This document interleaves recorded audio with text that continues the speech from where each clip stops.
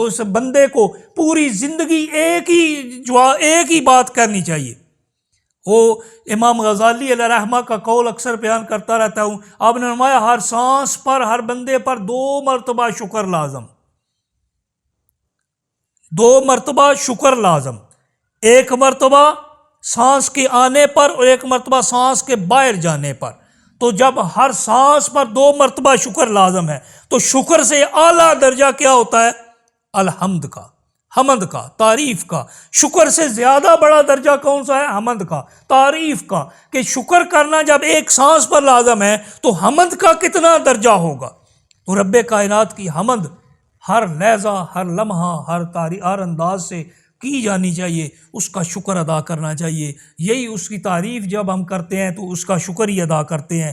حضرات گرامی قدر، ہم ضعیف ہیں، ہم ناتواں ہیں، ہم جاہل ہیں، ہم بے بس ہیں، لیکن رب کائنات کی قدرت کے سامنے یہ ساری ہماری حالتیں ہیں، لیکن رب کائنات کی قدرت میں یہ الفاظ نہیں ہیں، اس کی ذات میں یہ الفاظ نہیں ہیں۔ وہ کیا ہے؟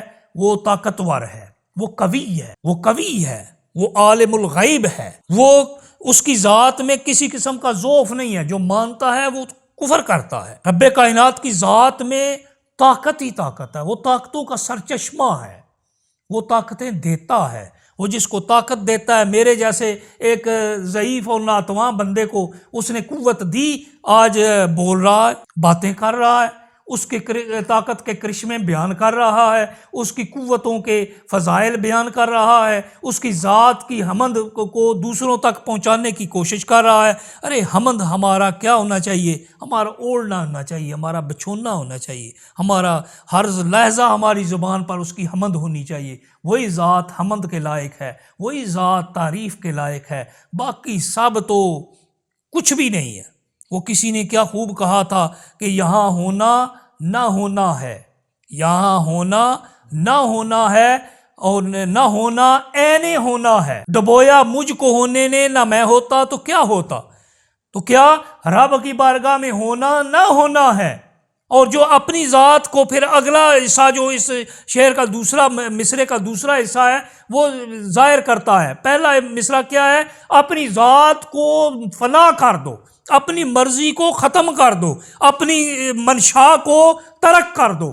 کیا اپنی مرضی نہ کرو، رب کی مرضی میں اپنا سب کچھ چھوڑ دو، اس کی تعریف میں، اس کی طاقتوں کے سامنے، اس کی ذات کے سامنے اپنا آپ ترک کر دو۔ کیا کہو؟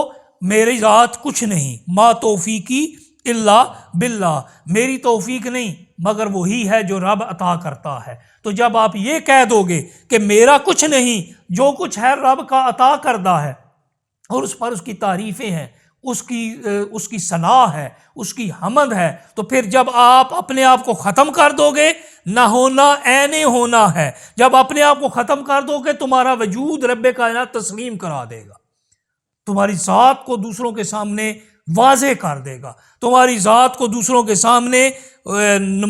سامنے لے آئے گا اور سب کو تسلیم کرنے پر مجبور کر دے گا۔